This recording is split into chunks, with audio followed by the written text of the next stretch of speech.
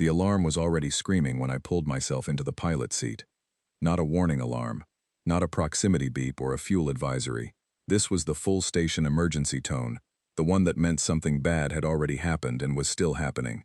I had been asleep for maybe 3 hours. My boots were not laced. I did not care. "Marcus, we have a problem." Yara's voice came through the intercom flat and steady, the way it always was when things were genuinely bad. She saved the dramatic tones for minor inconveniences, like bad docking fees or cold coffee. When the world was ending, she sounded like she was reading a shopping list. I strapped in and pulled up the display. We were still berthed at Vekaris Station, docking bay 14, lower ring. The external cameras showed a crowd gathering on the promenade above the bay. Dozens of aliens leaning over the railing, watching our ship the way people watch something embarrassing happen to a stranger. "What did we do?" I asked. "Nothing yet," she said. "Come to the bridge." I went to the bridge. The Ironfield was not a pretty ship. She had been built 30 years ago by people who cared about cargo space, and not much else. Every surface that could be flat was flat. Every system that could be exposed was exposed. She ran, she hauled, she got us home. That was the deal we had made with her, and she had never broken it. The bridge held 4 stations, and smelled like recycled air and old tea. Yara was standing at the center console, not sitting, which meant she had not slept either. She was a short woman with close-cut gray hair and a face that had been burned once, years ago, along the left jaw. She never explained how. She pointed at the main screen. I looked at it. The display showed Corridor 7, the trade lane we were scheduled to enter in 6 hours. It was a long stretch of open space between Vekaris and the Drell system, popular with freight haulers because the gravity wells on either side made it efficient. It was also, according to the blinking red indicators on the screen, currently hosting 14 active piracy incidents in the last 2 ship cycles. 14, I said. 14 confirmed. Likely more unreported, Yara said. The station authority posted an advisory 30 minutes ago. Optional reroute available through Corridor 11. Corridor 11 adds 9 days. Yes. And we're already late on the Drell delivery. Yes. I leaned against the console and looked at the numbers. The cargo we were carrying was medical equipment, dialysis machines and surgical supplies, bound for a colony on Drell 4 that had been waiting 6 months already. 9 more days meant people without equipment they needed. Corridor 7 meant pirates. "What's the crew thinking?" I asked. "Priya says she can modify the engine cycling to make us look like a different mass signature on approach scanners. She thinks it will work about 60% of the time." Yara paused. She says 60% with the confidence of someone who means 80. "And Davin?" Already restocking the medkit, he took the question as a yes. I almost smiled. Davin Holt had been our ship medic for 4 years. He was careful and methodical, and had the useful quality of always assuming that the people around him were going to do the right thing, which meant he was always quietly prepared for when we did. "Scratch?" I asked. "In the gunnery bay. He has been there since the advisory posted." Tomas Okafor, everyone called him Scratch, because of the habit he had of dragging a thumbnail across any metal surface he was thinking near, had served 8 years in the Earth Defense Fleet, before something happened that he never talked about, and that I never asked about. He came to the Ironfield the same way most of us did, through a connection, a need, and a willingness to work for fair pay on a ship that did not ask too many questions. What I knew about him was that he was the best gunner I had ever seen in a real situation, and that the sound of sharpening things, which used to bother me, now felt like a kind of safety. "So we're going," I said. "We were always going," Yara said. "I just wanted to make sure you were awake for it." That was when the noise started from above the dock. It was laughter, or what passed for laughter among the Krethian species, a grinding, rhythmic sound, like stones rolling in a metal drum. I looked up through the bridge viewport and saw the source of it on the promenade railing. A Krethian freighter captain, massive and 7-limbed, was pointing down at the Ironfield and speaking loudly to a group of mixed-species onlookers. I could not hear the words through the hull, but the translator at my station was picking up the ambient broadcast. I tapped it on. 5, the Krethian captain was saying. "They have 5 crew, 5 soft ones. I checked the manifest when they docked. 5 humans in a tin box heading into Corridor 7. More of that grinding laughter from the crowd. They have no claws, no armor, no combat rating. The manifest lists one military background individual. One. The rest are a pilot, an engineer, a medic, and a woman who appears to be in charge, which is perhaps the saddest part of all. The crowd found this very funny. Someone should tell them, one of the Thressi merchants said. She was a tall creature with 4 arms and iridescent scales along her neck. It would be a kindness. Let them go, the Crethian captain said. Pirates in Corridor 7 will get a free lunch, and we will not have to share the docking fees with soft things anymore. I turned the translator off. Yara had heard it too. She was looking up at the promenade with an expression I had learned to read over 3 years of working beside her. It was not anger. It was not hurt. It was the look she got when she was storing information for later use. She held that look for 3 full seconds. Then she turned back to the console and began the pre-departure checklist. Priya, she said into the intercom. Begin engine cycling modifications. I want us ready to leave in 2 hours. Already on it, Priya's voice came back, distant and distracted in the way it always was when she was deep inside a system. Davin, confirm medkit status. Confirmed and stocked. Also made sandwiches. They are in the galley. Scratch. Ready, he said. Just the one word. It was enough. Yara looked at me. Marcus. Log entry, please. Departure time. Crew status. Route confirmation. I sat down and pulled up the log. My hands were steady. I noted the time. I noted the route. I noted the 14 active piracy incidents in Corridor 7, and the advisory the station had posted. I noted that the crew of the Ironfield had reviewed the advisory and chosen to proceed. Then I added one more line, something I did not usually put in official logs, but that felt necessary at the time. I wrote a Crethian freighter captain at Vekaris Station publicly stated that 5 humans could not survive a pirate engagement in Corridor 7. The crew of the Ironfield has noted this. We are departing in 2 hours. I saved the entry and closed the log. Above us, on the promenade, the crowd was still watching. A few more species had joined. Vekaran dockworkers in their long coats.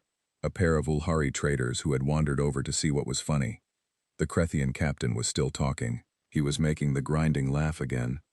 I went to the galley and ate one of Davin's sandwiches. It was good. He had used the last of the real cheese we had bought at the previous station, the kind that cost too much and tasted like something from home. He had saved it for a moment like this, I think, though he would not have said so if I asked. Priya came in while I was eating. She was small and perpetually tired-looking, with grease on her forearms up to the elbow that never seemed to fully wash off. She poured herself something hot from the dispenser and leaned against the counter.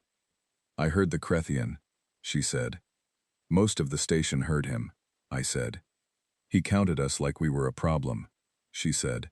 Like 5 was a small number. She sipped her drink and looked at something in the middle distance, the way she did when she was running calculations. 5 is exactly the right number. Any more and we would trip over each other. Any fewer and we would be stretched. She set her cup down. He should have asked why 5. That was the question. I did not have an answer for that. I finished my sandwich and went back to my station. 2 hours later, the Ironfield pulled out of docking bay 14. The crowd on the promenade was mostly gone by then.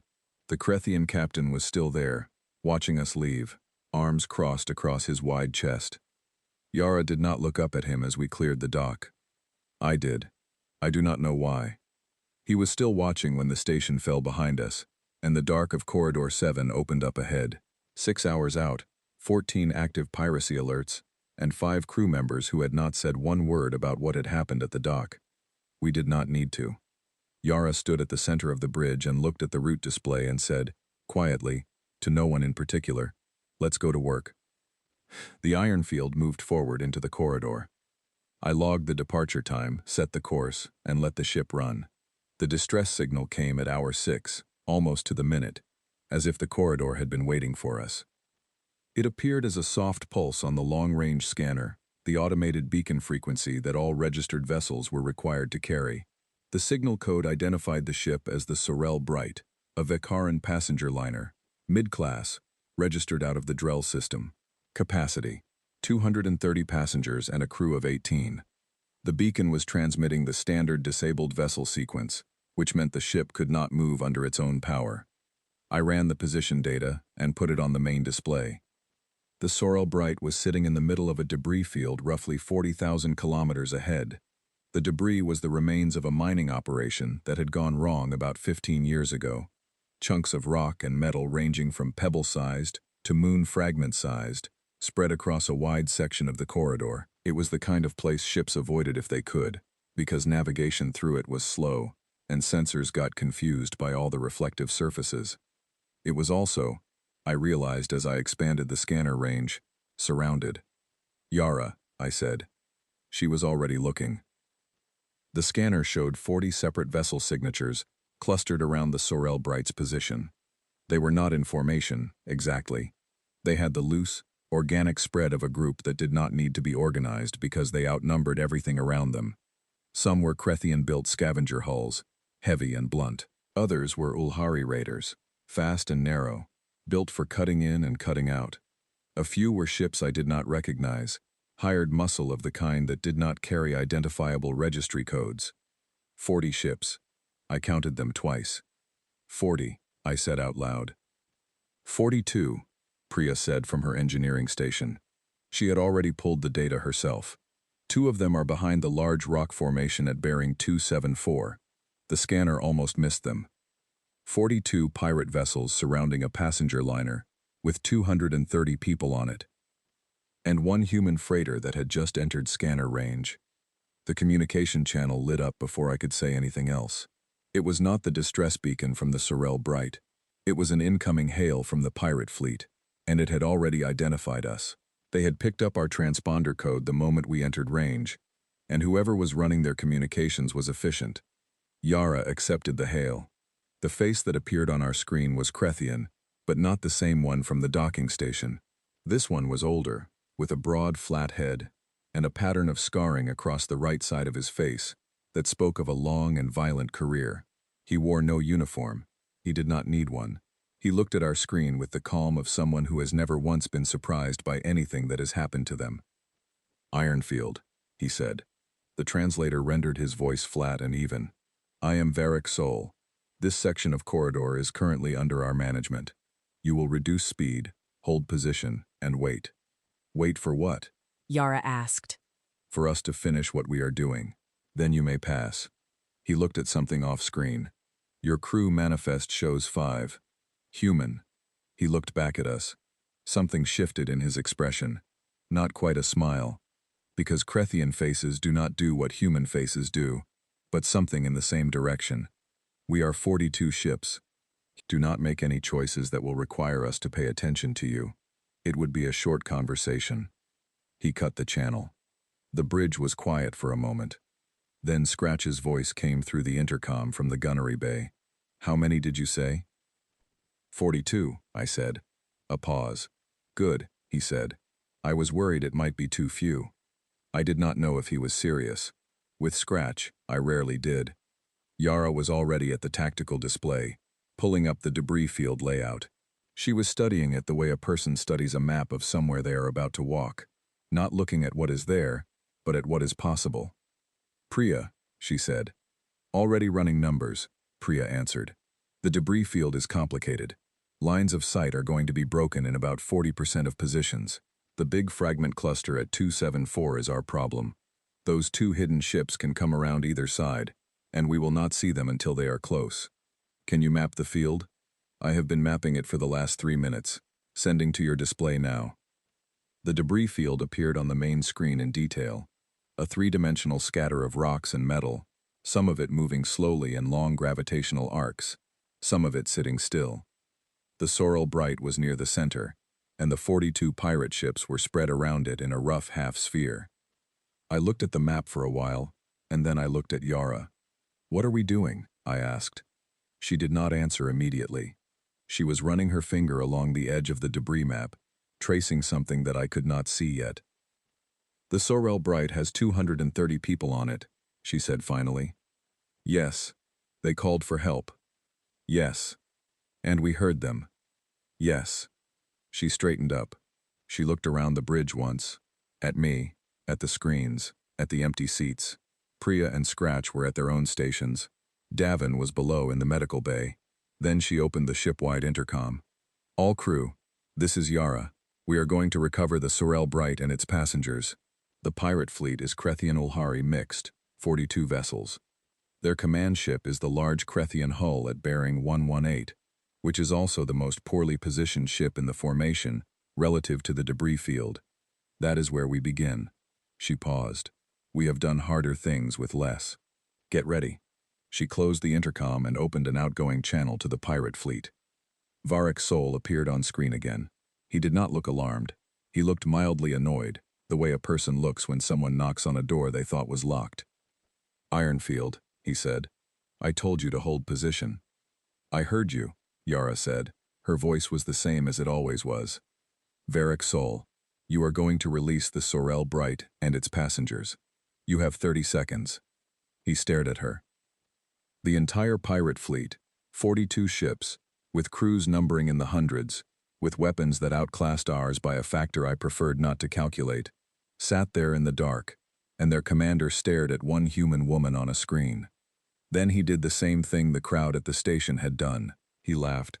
He opened the channel to his entire fleet, so they could hear too, and he laughed, and I heard echoes of other alien voices joining in from across the formation. 30 seconds, he said. For what? What happens in 30 seconds, soft thing? What do 5 humans do in 30 seconds? Yara looked at the clock on her display. Start counting, she said, and pay attention. The clock began. I did not watch Varric Sol's reaction. I was already moving.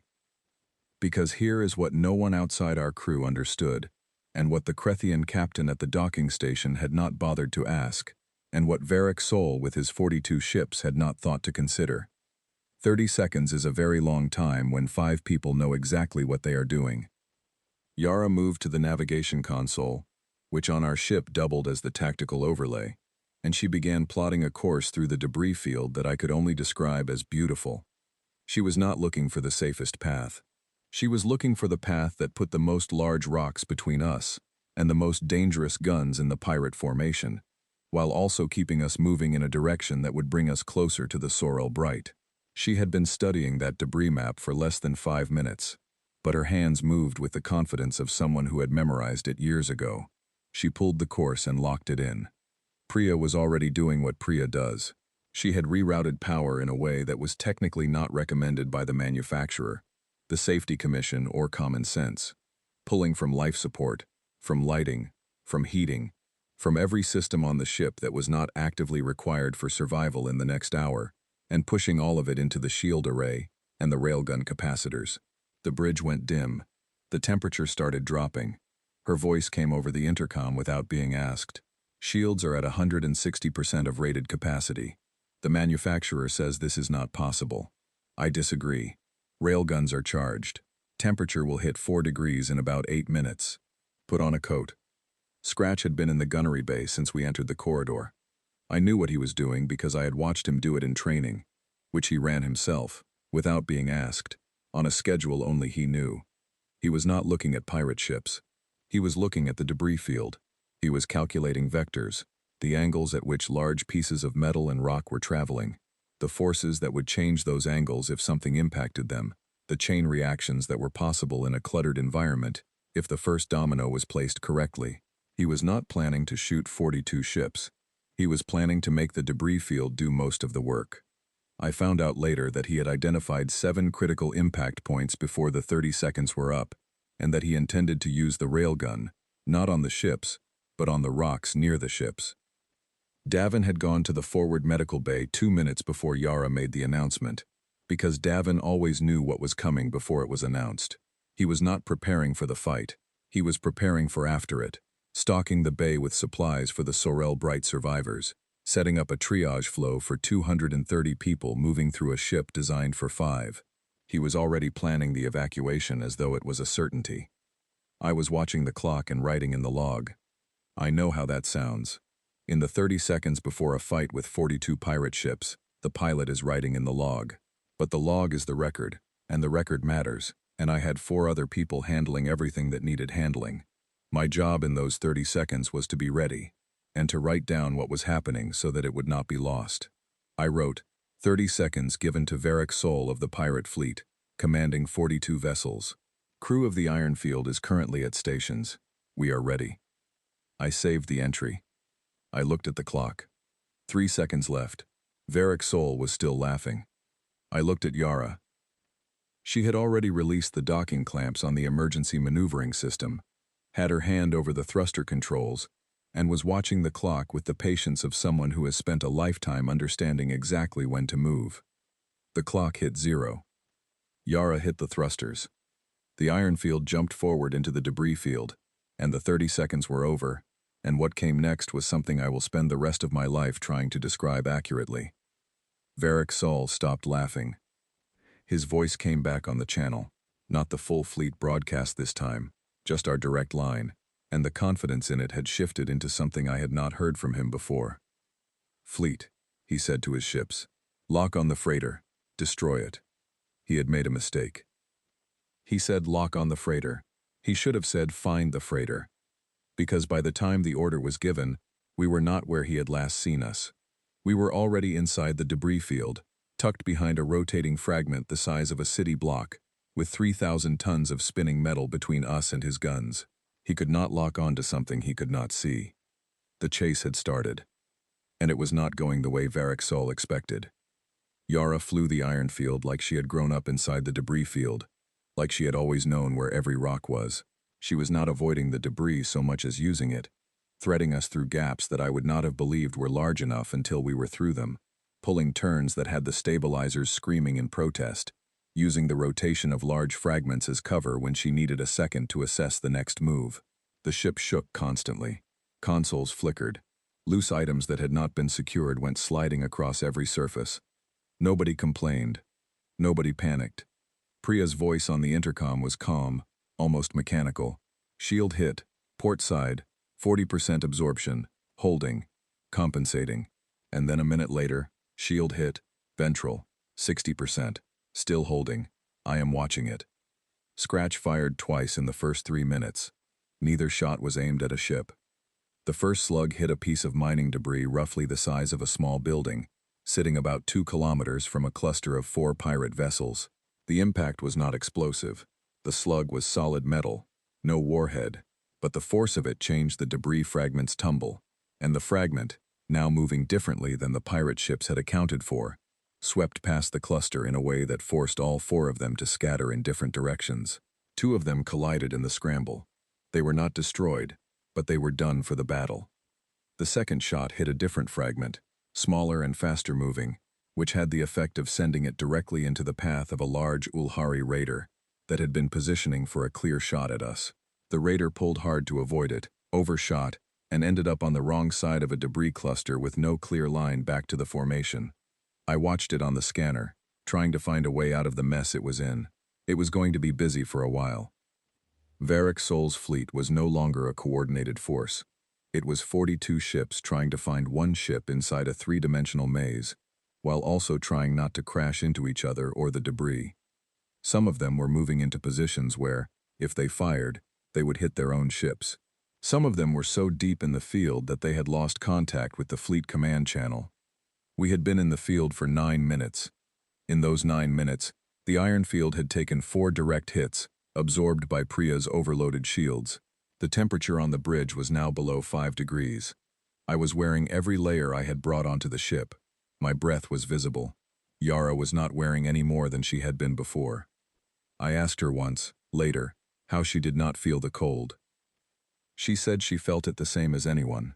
She simply decided it was not relevant at the time. On the scanner, the Sorel Bright was still in position at the center of the field. The passenger liner had no weapons and no ability to move, but its crew had done something smart when the chaos started.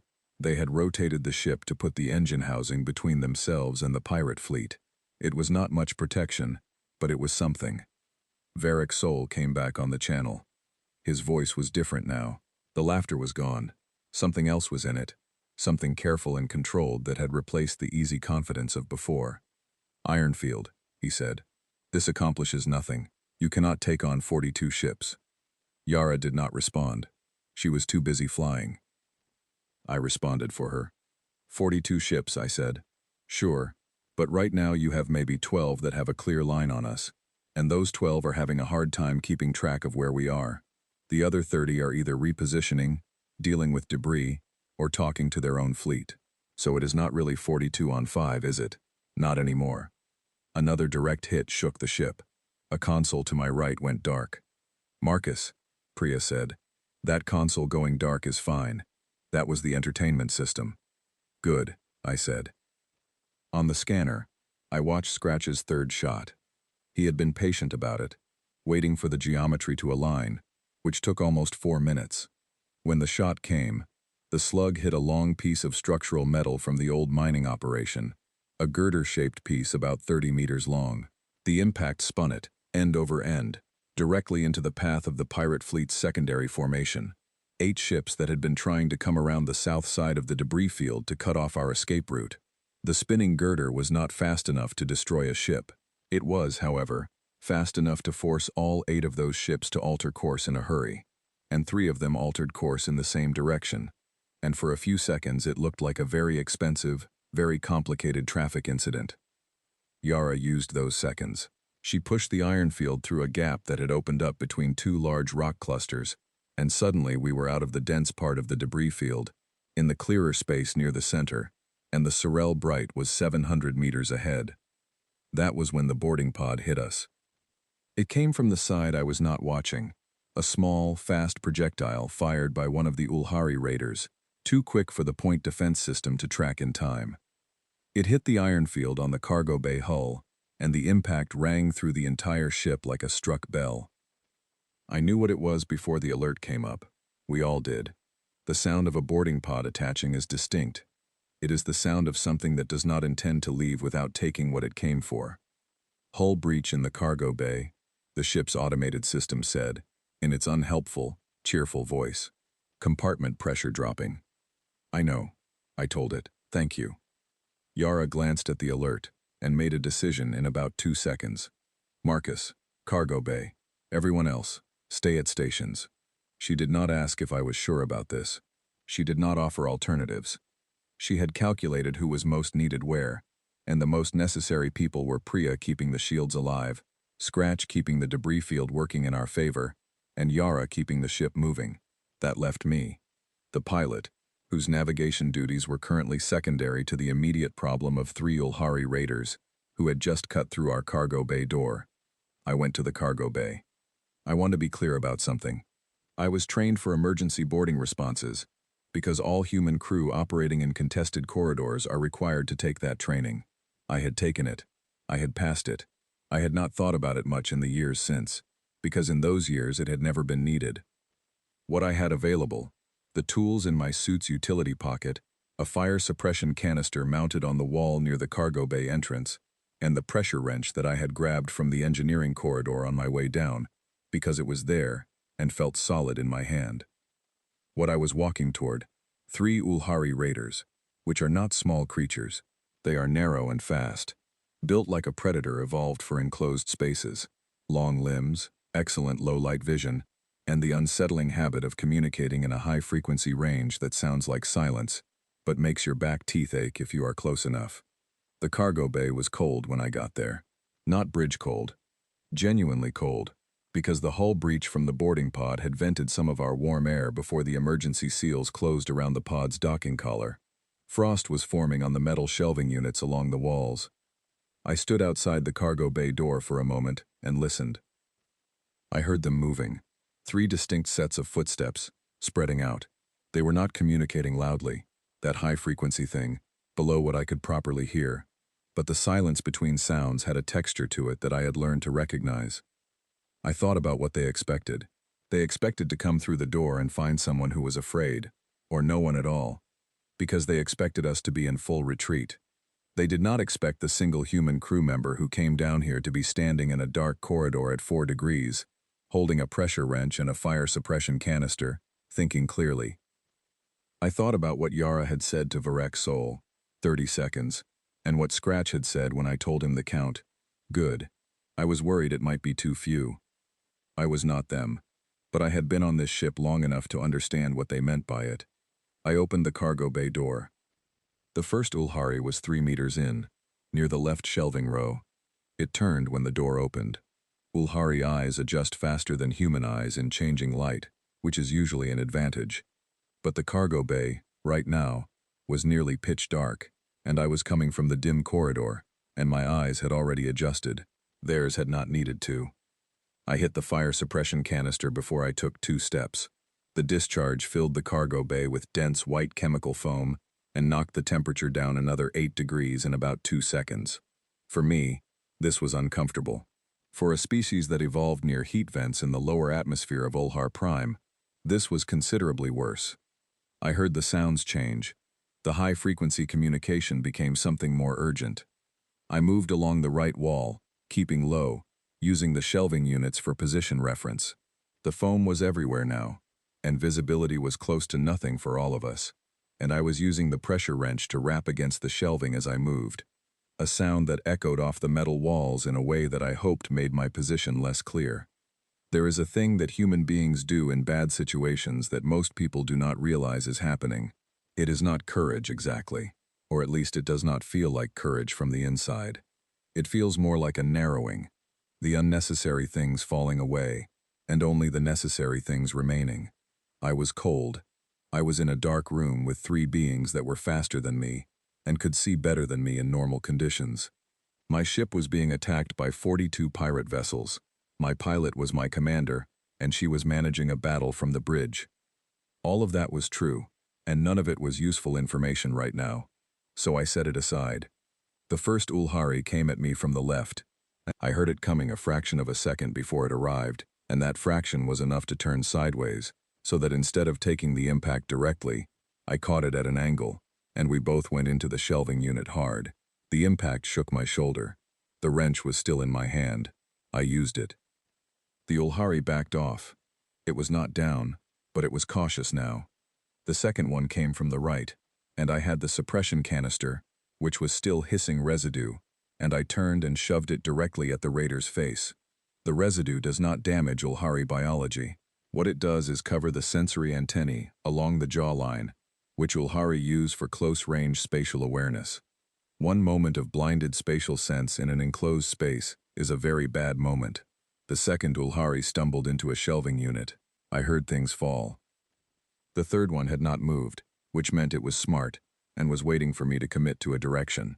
I respected that. I also could not afford to let the standoff continue, because sooner or later the other 2 would recover. I did something I am not entirely proud of, because it was not elegant.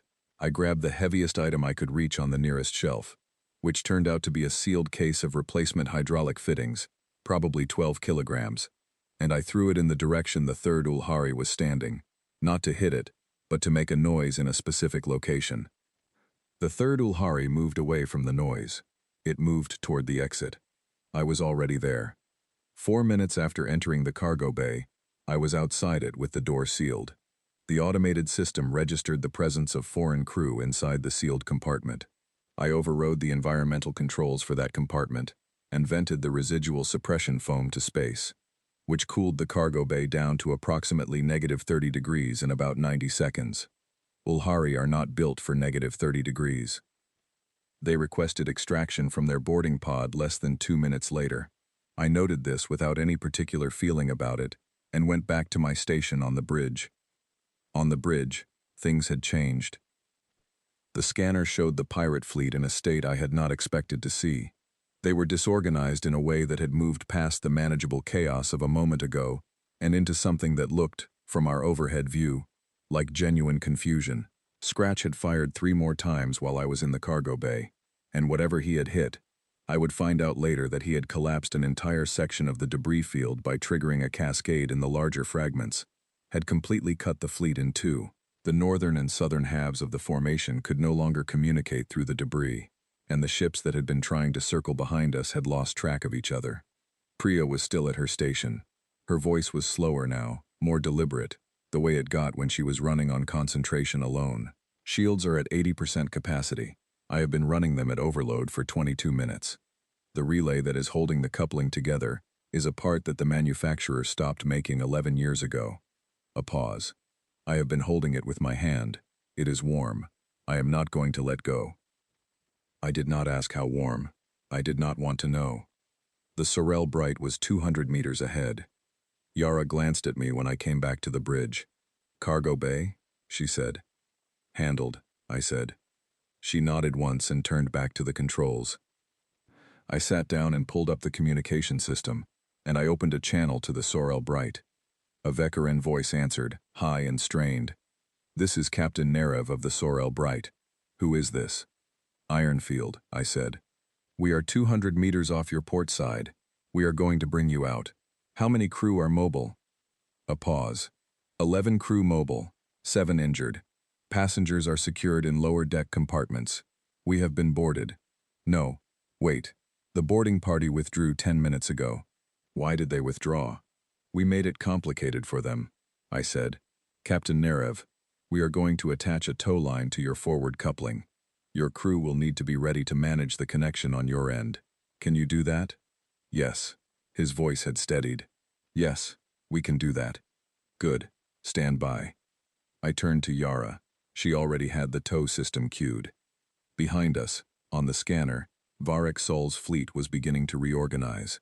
The confusion was passing. The two halves were finding ways to communicate around the debris. I watched the movement patterns shift. Less chaotic, more deliberate.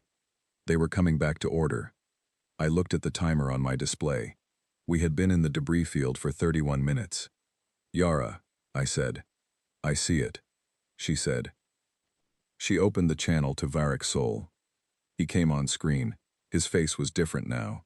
Not angry exactly, but something had been removed from it. The easy amusement, the comfortable certainty.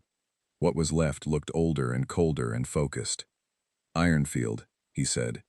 "You have made this difficult. I acknowledge that. But you are one ship. Your shields will fail. Your crew will tire. Let the liner go, and I will let you leave." Yara said nothing for 3 seconds. "We have attached a tow line to the Sorel Bright," she said. "We are leaving the debris field now. You are going to let us leave, because the alternative is that we stay here, and your ships have already lost 11 to debris impact, and 12 more to collision damage, and I have a gunner who has been very patient and is not finished yet." Scratch's voice came over the intercom, unbidden, completely calm. "Not finished at all." Yara held Varek Sol's gaze on the screen. 30 seconds, she said. "Same offer as before, except now I am extending it to you. Let us leave and this ends." He looked at her for a long moment. The Ironfield began pulling the Sorel Bright toward the edge of the debris field. Varek Sol did not answer within the 30 seconds. He gave the order to his fleet instead. I watched it happen on the scanner, the reorganized pirate ships beginning to move inward, tightening the net, coming from angles that were designed to cut off the corridor exit. They had done this before. You could see it in the way they moved, rehearsed, practiced, the motion of a group that had performed this particular maneuver many times on many ships that had not managed to escape it. The difference was that none of those ships had been the Ironfield. "Priya," Yara said. "I need 2 minutes," Priya answered immediately. She had anticipated the question. "The coupling relay is at its limit. If I push the engines to intercept speed right now, the relay goes and we lose tow capability. 2 minutes and I can switch to the backup coupling." "We do not have 2 minutes," Yara said. "I know," Priya said. "I am going to need both hands for this." A pause. "The relay is going to get very hot. Davin, can you bring the burn kit to Engineering Bay 2? "On my way," Davin said. I understand now, looking back, that Priya had already made the decision before she finished the sentence. And she was going to hold the coupling relay together by hand, with no gloves, while the backup kicked in, and she was going to keep holding it until the switch completed. And she had called Davin not because she was uncertain, but because she was certain, and was simply making sure that what came after was already arranged. I heard her on the engineering intercom, not her voice, just the sound of the manual override engaging, and then a sound I recognized as someone in pain choosing not to make the sound of someone in pain. The engines came up to full power. The Ironfield lurched forward, pulling the Sorel Bright with it, and the tow line held. The pirate ships that had been closing in suddenly had a different calculation to make. We were no longer sitting still or moving slowly through debris. We were moving at full freight speed with a tow load, which is not graceful, and is not fast by any measure of racing, but is absolutely faster than a net designed to catch a slow-moving target. Scratch fired. The shot was different from the previous ones. He had not been targeting debris this time. He had been watching the pirate fleet reorganize, and he had been tracking the one ship that was the keystone of their formation, the ship that all the others were using as their reference point for the closing movement. If that ship changed position, the others would have to recalculate. The slug hit the keystone ship's engine assembly on the port side. Not a killing hit. The ship did not explode. The engine assembly on the port side simply stopped working, and the ship listed hard in that direction, and every ship on the eastern side of the formation had to scatter to avoid it. The net had a hole in it. Yara took us through the hole. The iron field and the Sorel Bright came out of the debris field into open corridor, at a speed that felt, in that moment, like breaking through a wall. The scanner showed clear space ahead. The pirate ships were behind us, tangled in their own repositioning, and the fastest of them would need several minutes to untangle and pursue. We had minutes. "Priya," Yara said. "Still here," Priya said. Her voice was very quiet. "How bad?" A pause. Burns on both palms. Davin is looking at them. Another pause. The backup coupling is holding. Engines are stable. Ship is fine. Another pause. Longer this time. "I am fine." "Good," Yara said. Then, after a moment, "You did well." There was no answer from Priya. I think she was too tired for words. On the scanner, I was tracking the pirate fleet. They were coming out of the debris field now, the fastest ships first. A cluster of Ulhari raiders and 2 Krethian pursuit vessels that were clearly built for this exact purpose. They were quick. We had a lead, but it was not a safe one. And we were pulling a crippled passenger liner. "Varric Sol," Yara said, opening the channel. He appeared on screen. There was something new in his expression now. Not defeat. Not yet. But the beginning of a very uncomfortable recalculation. I recognized it because I had seen it in people before. The specific moment when something they were certain of becomes something they are not certain of at all. "You are still pulling that liner," he said. "You cannot outrun us with that anchor." "I know," Yara said. He looked at her. "So, let me explain what happens next," she said. "Your fastest ships catch us in approximately 4 minutes. When they do, they will have to slow to match our speed, because they cannot destroy the Sorel Bright without destroying the cargo they want from it. Slowing brings them into the range of our point defense guns, which have been idle this entire engagement and are fully charged. Scratch will have clear shots at low maneuvering targets at close range, which is not the position that benefits your ships." She pulled up the scanner display so it was visible behind her on screen. "Meanwhile, your main fleet is still coming out of the debris field, and the fragment cluster at bearing 274, the one with your 2 hidden ships that your fleet has been using as a reference anchor, is no longer stable. Scratch impacted the base fragment 12 minutes ago, and the cascade is still running. Your 2 ships at 274 need to move now, or they will not be able to move at all." A silence. Then Varric Sol said something to someone off-screen. I could not hear it clearly. Then he looked back at us. "You planned this," he said. "No," Yara said. "We adapted. There is a difference. Planning assumes you know what is coming. Adapting means you handle what is actually there." She looked at him steadily. "Call your fast ships back." He was quiet for 5 seconds. "This is not over," he said. "Call your fast ships back," she said again. Another silence. Longer this time. On the scanner, I watched the cluster of pursuing ships slow, then stop, then, slowly, change course. They were pulling back. I let out a breath I had been holding for a very long time. The iron field continued forward, pulling the Sorel Bright toward clear corridor, and behind us, the pirate fleet halted its advance and sat still in the space between the debris field and the open lane, and Varric Sol's face on the screen was very controlled and very quiet. "The liner is yours," he said. Yara nodded once.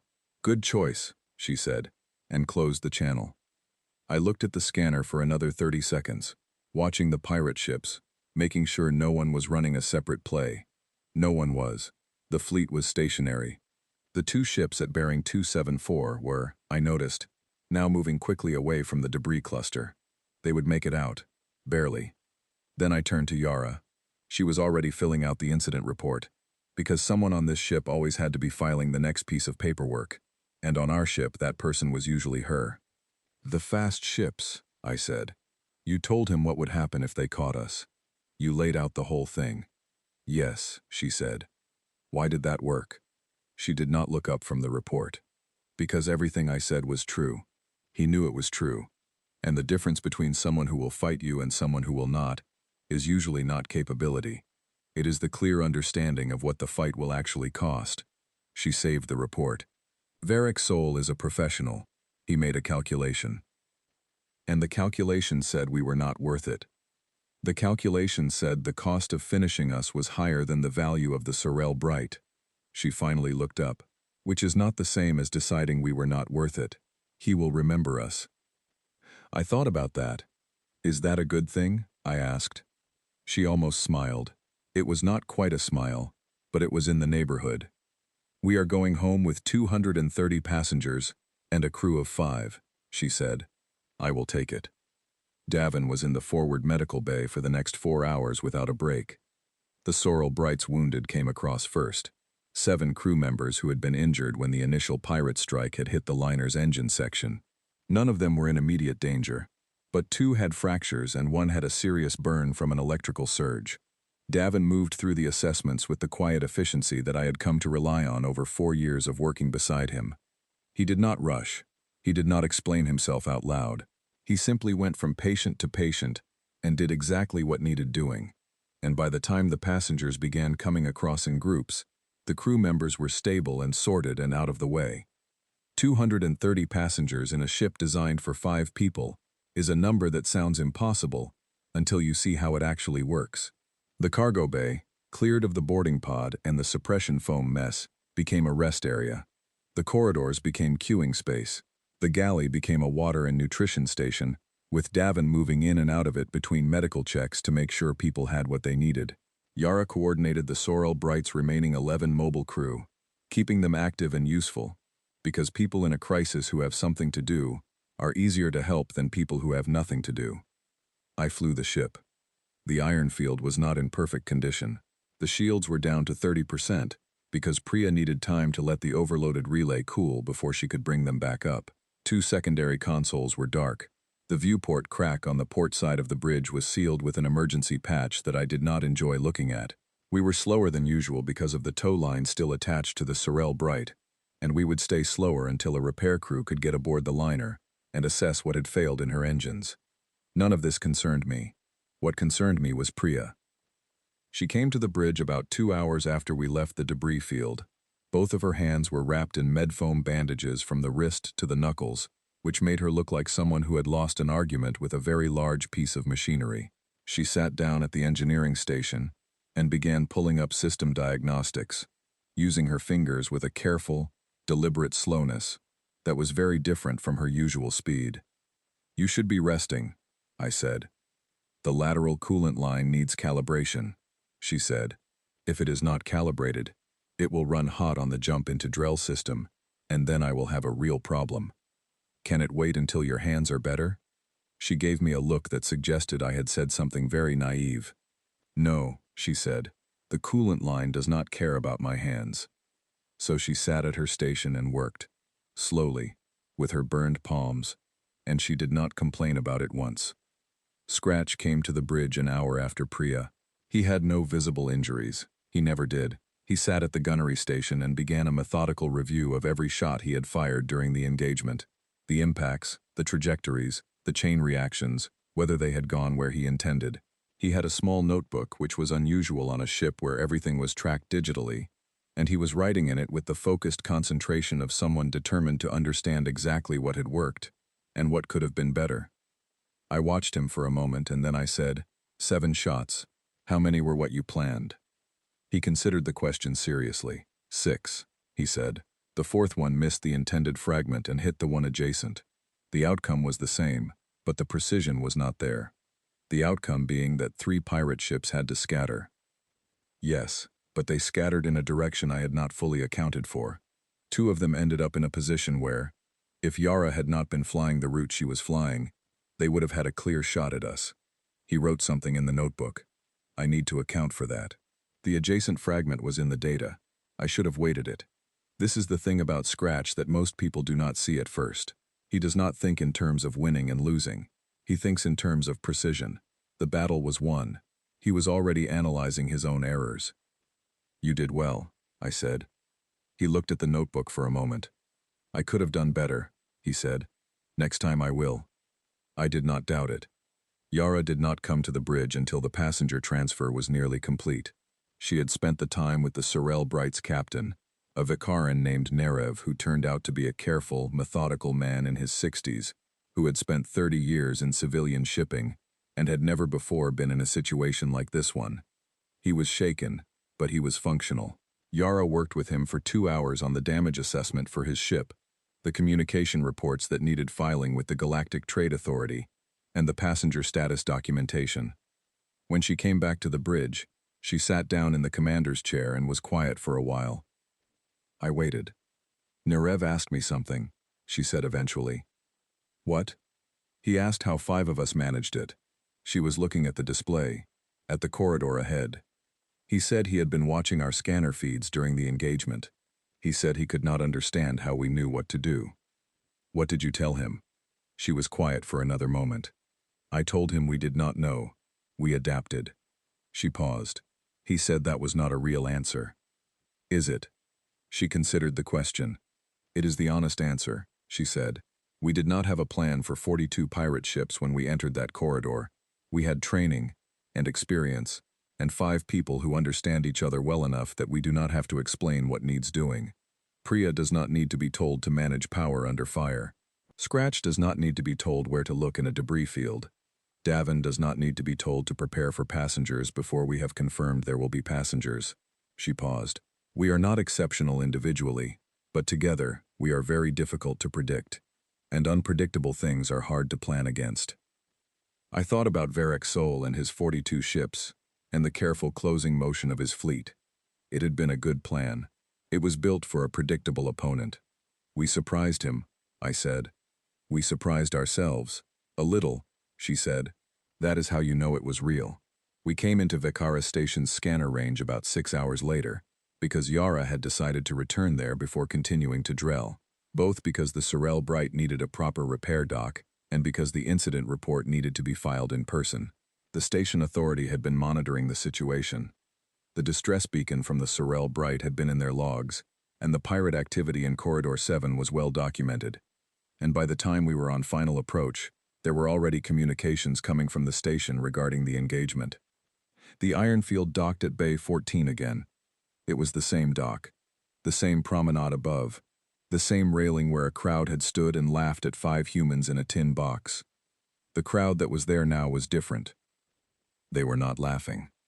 As the Sorel Bright came in behind us, towed into the repair section, and the Vikaran passengers began disembarking across the station gangways, the promenade above filled up with people watching. Thressi merchants, Dreshni dock workers, a cluster of species I did not immediately recognize from the outer corridor reaches, who had apparently come to the station in the hours we were gone. Word travels fast in a station, and it had clearly been traveling. I stepped off the Ironfield behind Yara, and Davin came after me, and then Priya, and then Scratch, who was still writing in his notebook as he walked. The promenade was very quiet. Captain Nerev of the Sorel Bright was waiting at the dock entrance. He shook Yara's hand, a Vekaran gesture, learned from human traders, and then stood back. The Krethian freighter captain was there. He was standing a little apart from the crowd, the same massive, 7-limbed figure who had made the bet at the dock the day before. He had the same posture, the same crossed arms, but the expression was different. The easy confidence was gone. He was looking at Yara the way you look at something you thought you understood, and have now realized you did not understand at all. Yara walked toward the station entrance. She walked past him. He said something. He said something. She stopped. He spoke quietly, so the crowd did not hear clearly, but I was close enough. He said, in his own language, through my translator, "What are you?" Not mocking this time, not a joke, a genuine question, from someone who had spent a long time believing he knew the answer, and now did not. Yara looked at him. 3 seconds, the same as before. Her expression did not change.